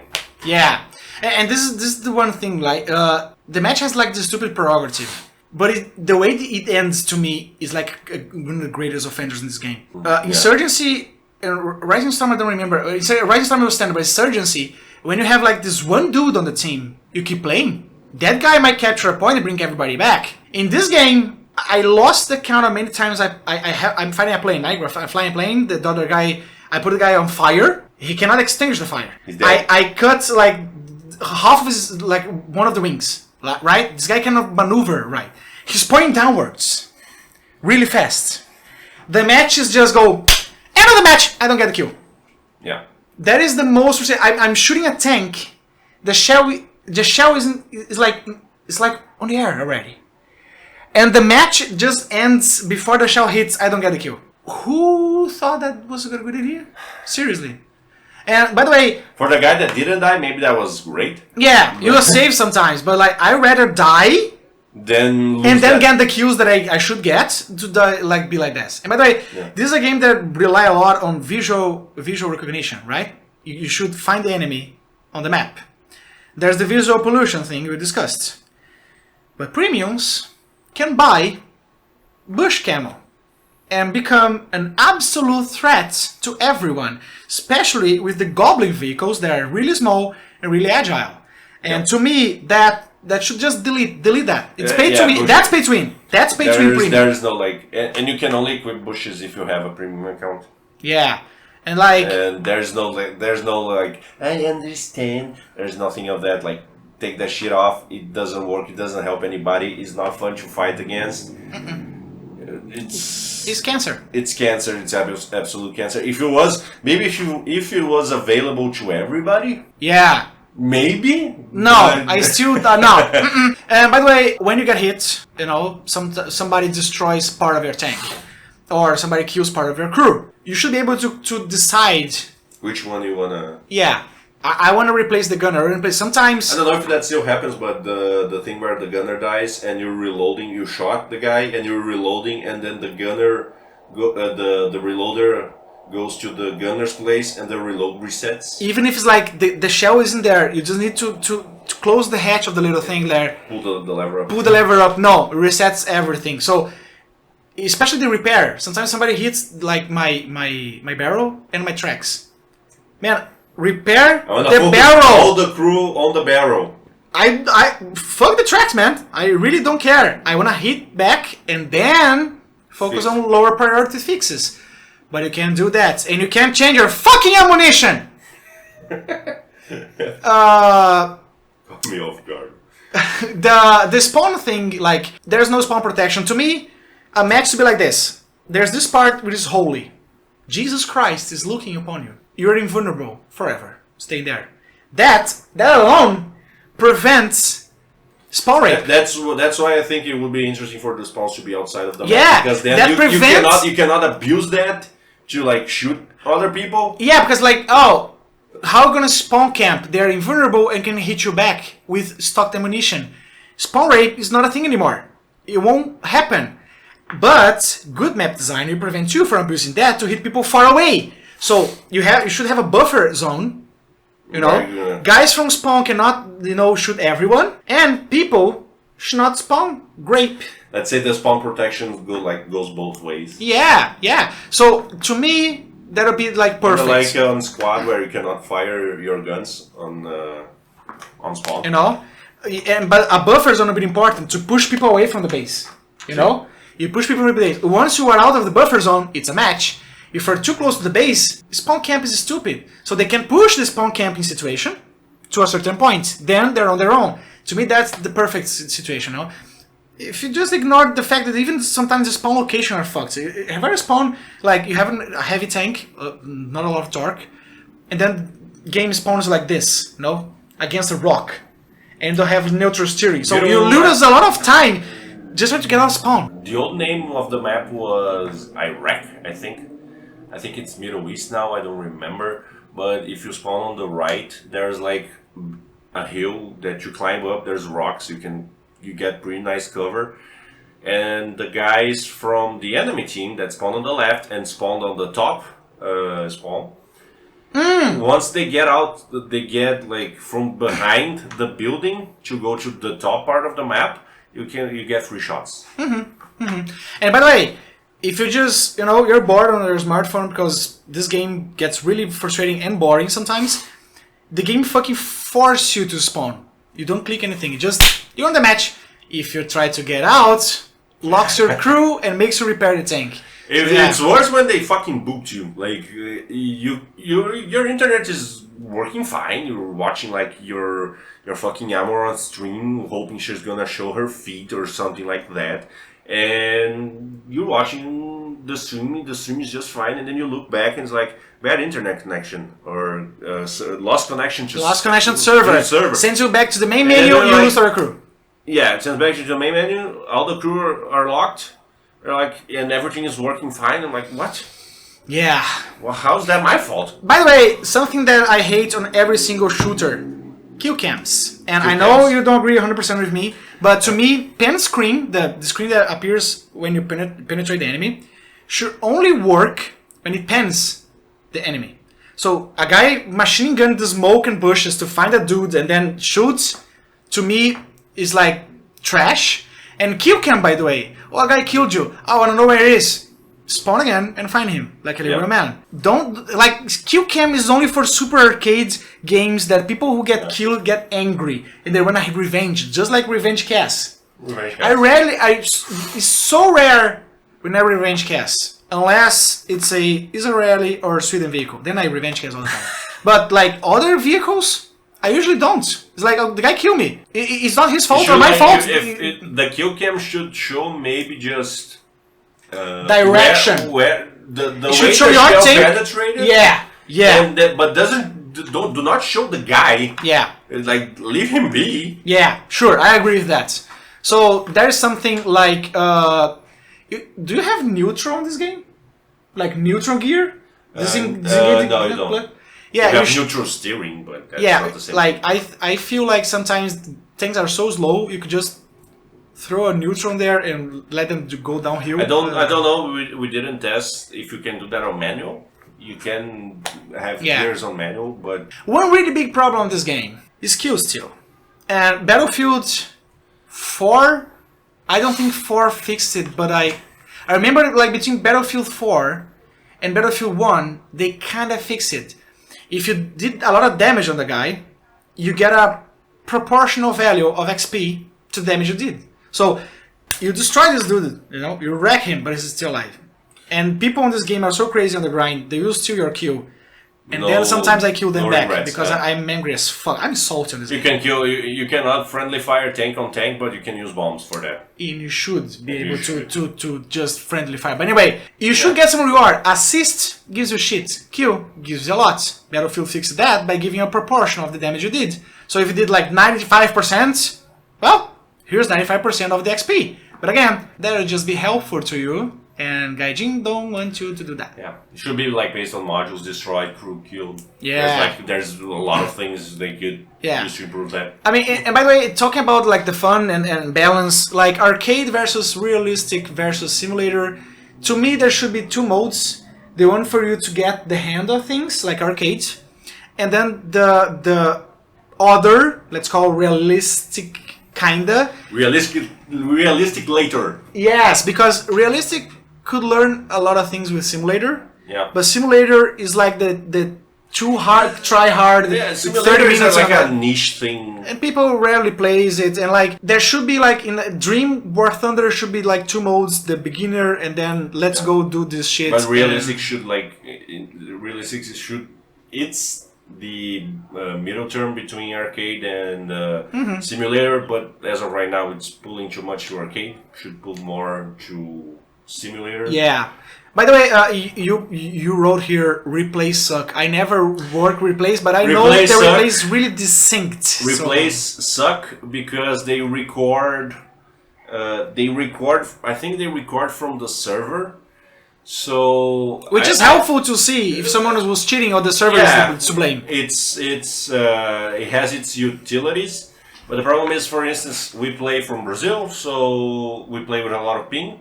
So when I was making videos and I was looking at replays with airplanes, is even worse because it's even like fast. It's much more faster. It looks much more really fast paced. It looks really stupid when you replay. Like you can see that I am not hitting the guy, but I kill him because the server is registering one thing. It's probably doing lag compensation, but the recordings are like. If I should have done that. If you take like a recording of the live gameplay and a recording of the you see that I'm on the replay, I'm like it's another match a second behind, but on my screen I'm fine. So okay, maybe that's like a praise for the game that lag compensation works okay. Yeah, but and IL2 does a great job on that. The other thing is you cannot, there's no rewind on the replays, so I tried seeing things, and every time I wanted to see a thing, maybe in a replay that was 40 minutes long, I had to run all the way back, and sometimes on the fast forwarding I would skip through the fucking part that I wanted, and I had to do all over again. There's another problem, which is you can turn off the tags because there's enemy tags on the replay. You can turn off, but then you turn off the friendly ones as well. Sometimes I want to point out where there's a friendly aircraft and they have to like, okay, it's this dot here. Trust me, it is. So yeah, the replays should be worked out. Replays in World of Tanks are great. And we discussed like map balance, but I want to discuss map balance, like for real. Some maps are easier to play from the spawn compared to the other spawn, like the Slav port, Sobieski. Yeah, I'm gonna put that like if you spawn on the southern part, port, you're almost sure to win, unless your teammates are all from Germany, because it goes directly to B, and if you hold B on a 3-point match, you win. That's how you do it. Like 95% of the time. And as tanks are, by like War Thunder doesn't deviate much from that. As tanks are, being in a tank and advancing, it's much more complicated than being a tank and defending. Yeah. Even more so, like older tanks that have no stabilizers. Stabilizers kind of equalize that a bit. You're still gonna see the front of the tank before when it turns the corner. Yeah. So advancing is always riskier. Advancing is always riskier. It's not the same like infantry. Okay, it's fine. And I just forget the nuclear sun. I have a screenshot right here. Just Battlefield 3 all over again. That fucking nuclear sun burning your retina is like, seriously. Another like pet peeve of mine. Your tank is too tilted, or your tank is in the air. Gunner won't shoot. The bridge is closed. You can shoot it upside down. You can shoot it in the air. You can shoot through into space. I mean, the tilted one I never had. I had it like super close, but I mean the turret worked. I just went to him and I died because the gunner just said, This is too uncomfortable. Fuck this. I'm out. Yeah. He was like laying down on the commander's One thing that I wanted from this game is like some vehicles you cannot aim like 360 or up and down all the way. I wanted to like on the sniper modes have like the visualization of the limits so I can turn the tank to help. That's something. And plane controls are atrocious, unrealistic, and by the way, default when you're playing CAS. So it's like you gotta drag the mouse or use keyboard, but the guys that use simulation controls, they have like 100% control of what they're doing. So the instructor mode is really weird and broken to me, especially when it's like 10 meters away from the ground. It levels your plane and like, man, I wanna go really close to the ground, but turn. I know what I'm doing. It won't let you. You have to keep like, it's annoying. You have to keep tapping the key. It's super stupid. To do like loops, you either bind a key to your pitch. Yeah. So you can like already max rate the pitch, or you need to like roll the mouse. You're gonna like be running around your room with the mouse like pushing. Yeah. Trying to get your max speed to do like the closest loop. And the last technical pet peeve: chat is moderator. You can simulate burning people alive. Shoot. This problem. Now, only mine. And so I never scream like racial slurs. So you think, oh, you're a Nazi, you're a Nazi, Rasi. You are trying to abuse. No, I never. I like to dank on people, you know, when I kill them, and they get angry. So like this guy, I have a screenshot. Like I was in a hurricane. He was like in a paid premium Soviet jet, and I went to the chat and went, "You just got shreked, bro." This guy went like ballistic. So I like to, you know, heat things up, but to me, war games should not have moderated chat. You're playing about ending lives. You normalize killing and violence, but naughty words are just like, you know. I cannot accept that. I'm sorry. There's a bit of a problem that I had, which is the chat spamming. Mm-hmm. So like I say, there's a tank on A1, and I suddenly realize I typed that wrong. It's actually on B1, and I try to type it again. There's a tank on B1. Chat spamming. And chat spamming is like a lot of seconds. You have to really wait and try again. If it goes like, oh, chat spamming again, you have to wait again. Man, the chat is... I know they had a problem. And just like YouTube, just like social media in general, shareholders want the shares to, you know, increase in value. And people complaining they got offended decreases the value. So they just do it for the shareholders. Yeah, I know they sanitize the best they can. They sanitize. So player base. I discussed player base before. I want to just rewind it. It's trash. Not that everybody said like a good chunk of people is just a lot of nice people, But you have too many going for meta, light tank rushing and plane spawning. Too much going heavy tank sniping, bush abusing. Helicopters. Premium. There's no way you're gonna feel that this community is like, oh, this is a nice community, Like I have with Caribou. Leaking secret documents. Freaking nerds! Come Nerds, go touch some grass. And people are really tryharding and playing like 10 hours a day. It's like insane. So I don't feel like this is a nice community like I feel with Caribou, like I feel with embedded systems. Like I love the community around like the subreddit of embedded systems. People are nice, they help each other, they'll give you like good feedback. Sometimes you feel like, ooh, they really did not like what I wrote or my opinion, but it's a feedback from the community, they'll be polite. This is not War Thunder. People complain. German players are stupid, they complain if they lose even though their tanks are overpowered, they play like trash. Blind and deaf trash, by the way. And like Russian spam. Yeah. Because you're playing, you have basically 8 tanks that are the same. Yeah, so I don't like this community. A lot of people that I play in the match, they're really nice. But the Bad Bunch makes it all unbearable for me. Yeah. It's a frustrating game. Like I understand people went sour. They capture 1 point of the 3. They go spawn camp. It's like, don't you have anything better to do in this match?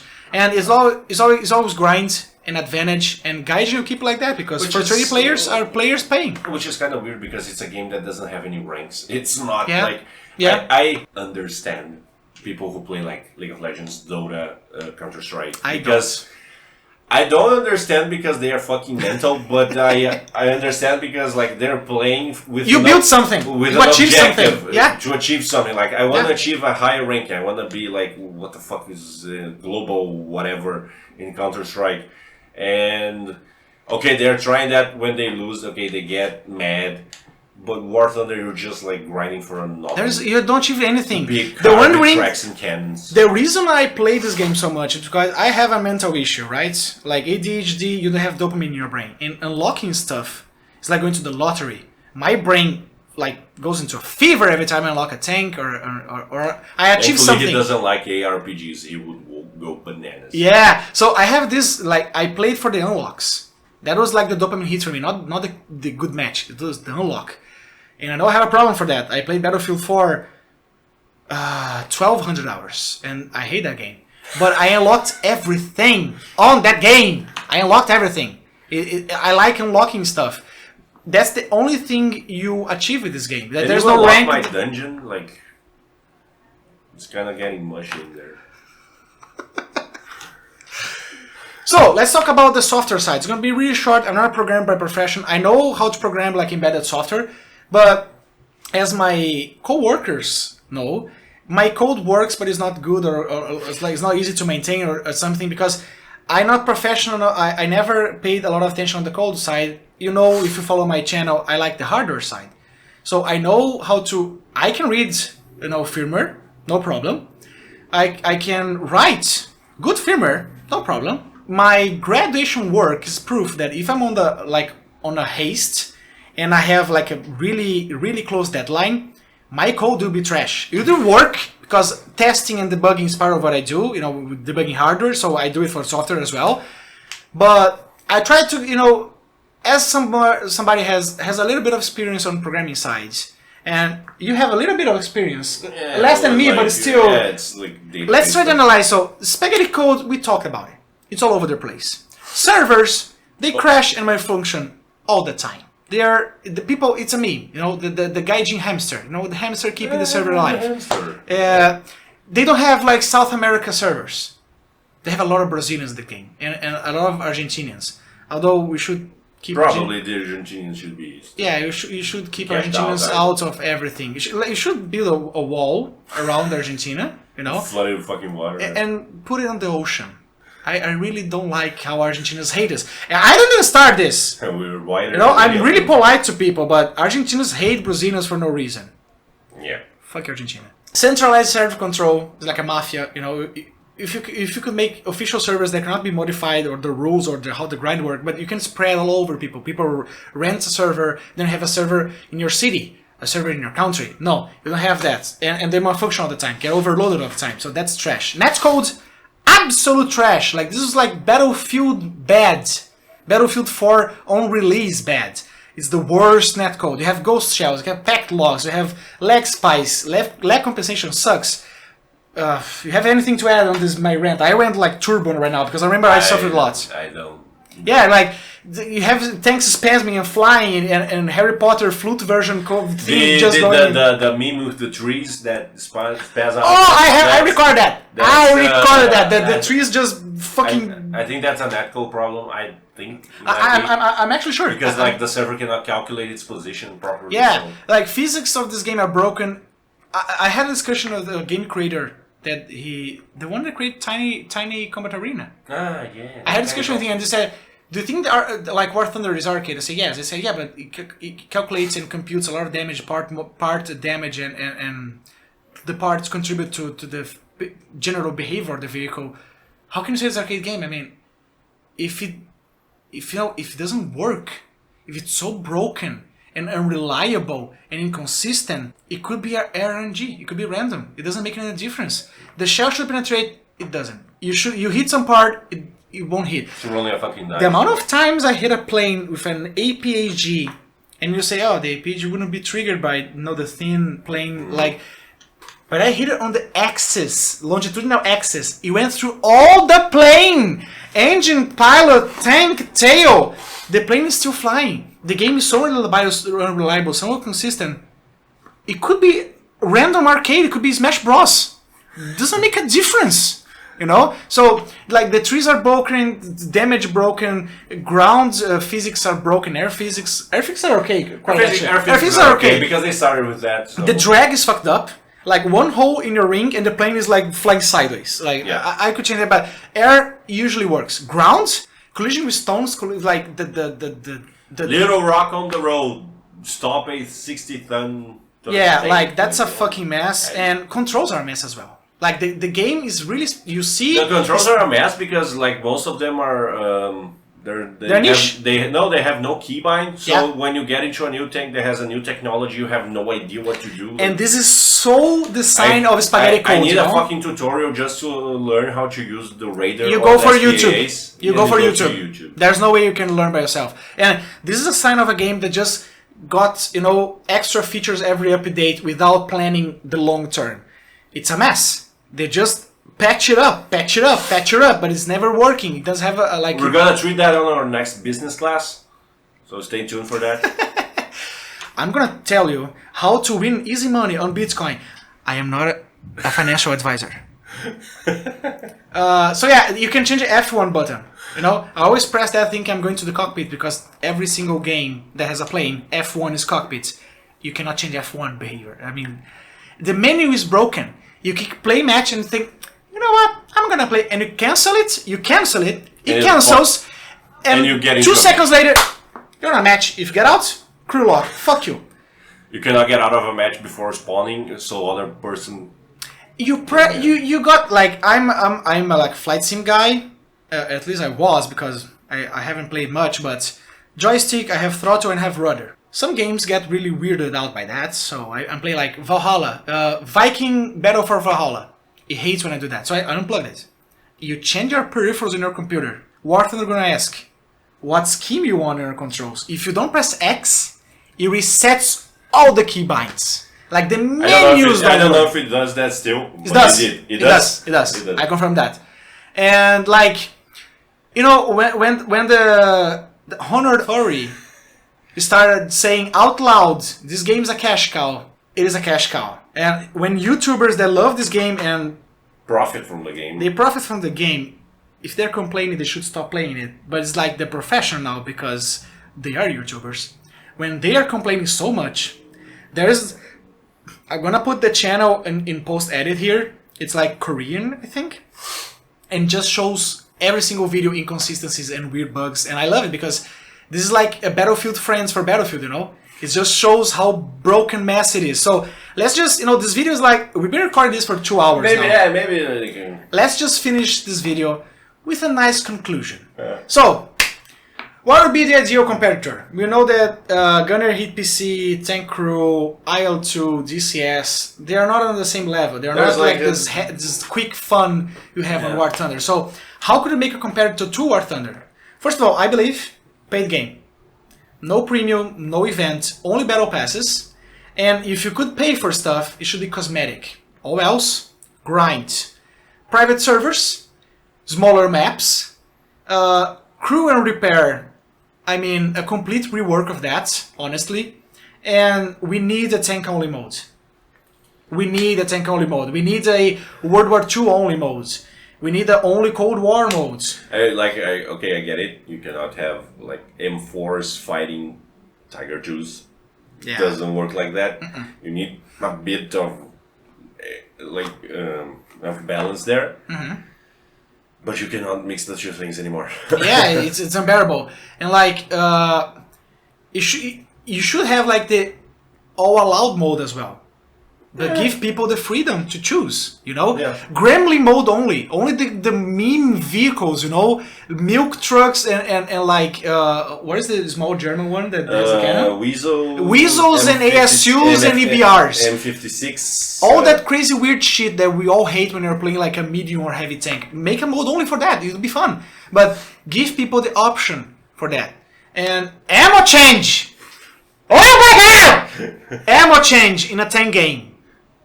This should be day one, you know? This is just like Kerbal releasing a game that doesn't have auto struts. I mean, this should be day one, okay? I'm really hurt for KSP2 launch. It's emotional. It's my favorite game. It hits deep. It's my favorite game. I have like another 100 hours on stock, no mods, like no mods that stuff extra for the game. And oh my god, modern gaming industry, man. Anyway, less grind, more fun. Make it less grind.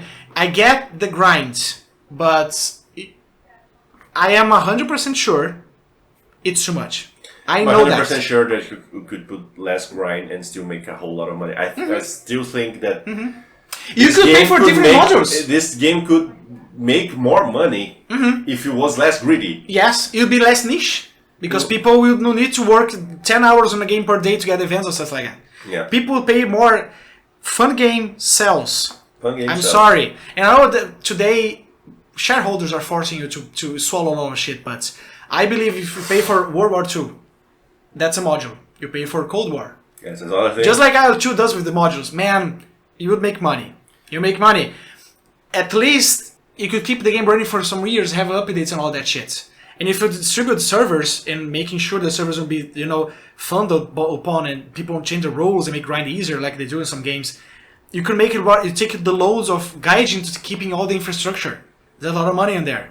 So, again, what else? Consistency. To me, consistency, you know?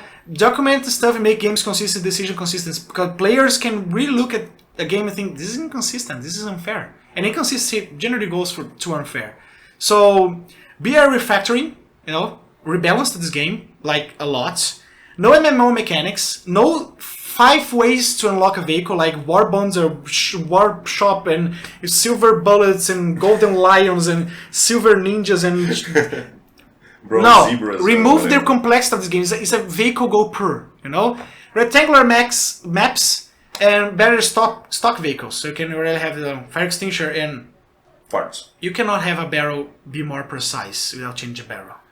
That's not how it works. So you can, okay, it says on the description of the upgrade, oh, it's the cleaning. If we're gonna go to war with a dirty barrel, we're fucked from the beginning. So...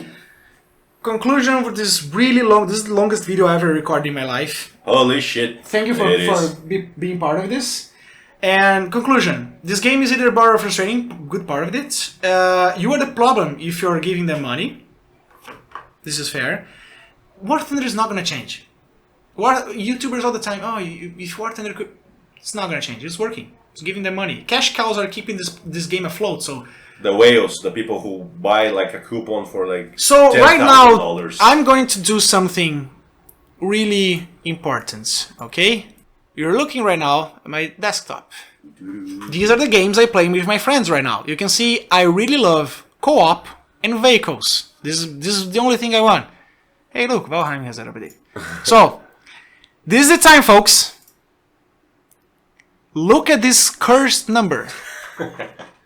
I have a lot of great screenshots and all that, and I had a lot of fun, but I had much more like mental disease, frustration, lack of dopamine and all that. So I want you to be part of this, okay?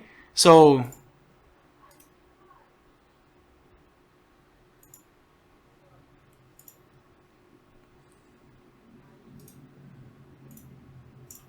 that's it, folks. I'm gonna go touch some sex and have some grass. I'll be seeing y'all. Follow me, Pilky Machines. Thanks, Pilmac, for coming to my house. He's a really old friend. And right now, I'm back to chill games, quality time with my girlfriend, with my friends. I want to focus a lot on other projects, a lot of engineer projects on my own lab, playing co-op games and have fun. I'm out of the multiplayer grinds. I'm out of the hysteria dopamine hit shit. I hope you liked this game. You were entertained. Put your opinions down below in the comments. I know this game will attract a lot of haters. I don't care. This is my experience and how we see it. And this is Mad Rigo. And thank you for coming to my underground archives. See you next video.